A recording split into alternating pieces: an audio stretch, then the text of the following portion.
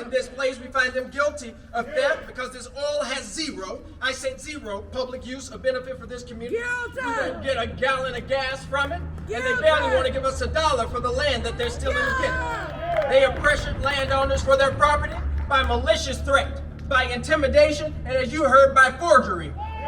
They thought this would remain in the dark, but they don't know something about this community that I know. They don't know something about 38109. They don't know something about Memphis and even folks down in Mississippi, that we're going to protect our rights, we're going to protect our land, and we're going to protect our future. We find them guilty of imminent ecological devastation on behalf of unborn children. See, y'all, we won't be here forever. We won't be here forever, and we have to determine if Amari's children's children will be able to go to sleep at night secure, that the ground that they stand on is solid. And what we have right now is an opportunity to determine whether we will say never, will an oil spill happen here, or maybe. That's the question, never or maybe. And for these unborn children, we know our water is at risk at Davis Wellfield. We know there are known breaches in the clay layer. They knew this, and they still said, let's run oil through it. Our folks, friends that protect our aquifer and Sierra Club, they've been educating us, y'all. Kizzy, Kathy, myself, Jillian, all of us, we've been learning a lot with our folks at Breach about what's going on here. And we know that there is risk to the water that we drink. We know that anything that is human can falter. We know that. So maybe not today, but we know that eventually an oil spill will happen. And we have the opportunity to do something. Yeah, see, planes won't tell you the truth. Y'all, they've had 12 spills. Company representatives talk about it being safer. That's what they said. But the Daily Memphian told us the 901 line they had spewed 140,000 gallons of crude oil in 2015 in San Refugio State Park. I'm just saying, they talking about how safe it is. But the Rainbow Pipeline was the source of a 1.1 million gallon spill in 2011, which was reported about in Alberta, Canada. I'm just saying we got to tell the truth in order that we might get to justice. In addition to the California and Alberta spills, the writer wrote Plains was involved in a dozen or more other spills since 2004. And I don't have to tell y'all how much I like Kamala Harris, but I do. When she was Attorney General in California, she prosecuted Plains All-American who's trying to put oil in our soil. She said Vice President Harris said at the time, crimes against our environment must be met with swift action and accountability. The carelessness of Plains All-American harmed hundreds of species and marine life off Refugio Beach. This conduct is criminal, and today's charges serve as a powerful reminder of the consequences that flow from jeopardizing the well-being of our ecosystems and public health. End quote. On May 16, 2016, a grand jury indicted Plains All-American on 46 charges, including 4 felony charges and 42 misdemeanors. The company's charged with felony violations of state laws regarding the spilling of oil and hazardous substances into state water. I know I'm talking a long time, y'all, but we got to make a case. We got to make a case. We got to make a case. They're guilty. They're guilty of choosing an immoral capitalism and racist economics for profits over people.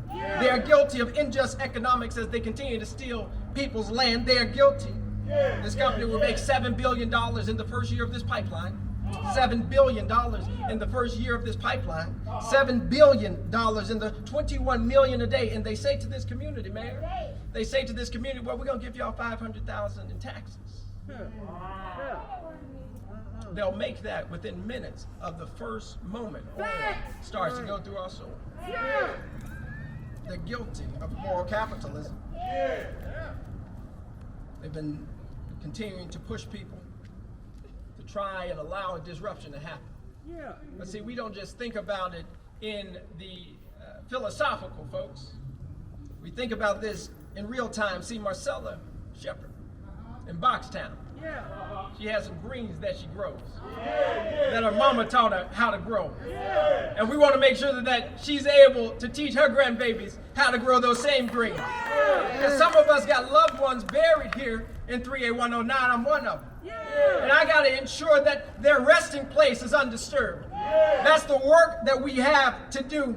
And it's the job not of corporations to take care of the community. It's the job of the people and the politicians who are elected to care for the community.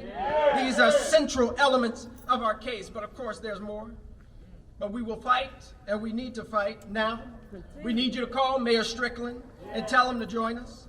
We need you to call Edmund Ford Jr. and Sr. and tell them to join us. We need you to remind the folks that are here today, like Mayor Lee Harris, to stick with us.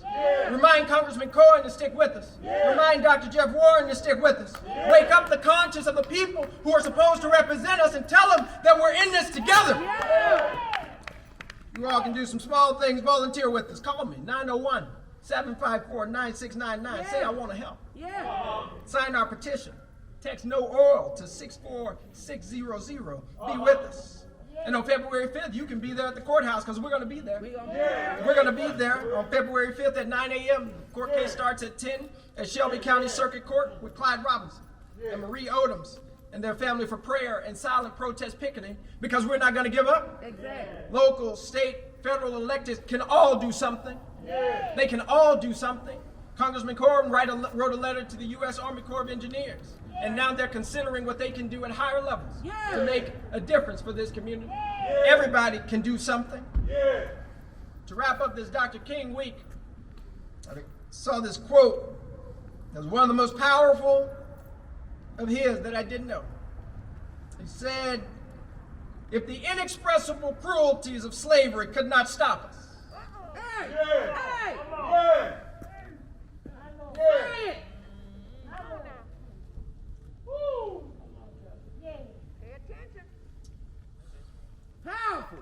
the opposition we now face will surely fail. We will win our freedom because the sacred heritage of our nation and the eternal will of God are embodied in our echoing demands." Y'all, if the irreprehensible cruelties of slavery couldn't stop us, then our echoing demands for no more racism, our echoing demands for no more ecological devastation, our echoing demands to keep our land and our waters safe, our echoing demands of a country that considers all of its people not just as rich and as wealthy and as well connected, but consider those folks down in 38109 who might not have all the money, might not have all the resources and connections. If we start to hear these echoing demands, then we might get a little more justice. Now we got to be committed to this fight. We cannot give up.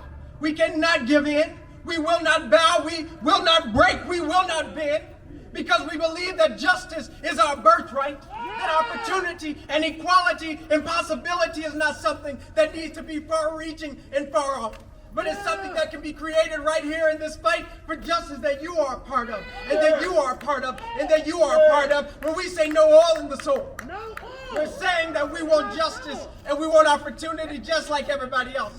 When we say no oil in the soil, we're saying no more racism. We're saying no more inequality. We're saying no more destruction of our planet. We're saying no more running over black people. No more running over poor people. No more running over white people. We are in this together. Because in this together, help me somebody, it's in this together that we will win. It's in this together across Mississippi and Memphis. It's in this together that we will win. And so stick with us. Stay in the fight. I know it gets weary. I know it's tiring. But don't give up and don't give in. The good book says, if you don't get weary in well-doing. Just don't get weary in well-doing, Memphis. Don't get weary in well-doing, Mississippi. Don't get weary in well-doing, friends across America. Because we will win.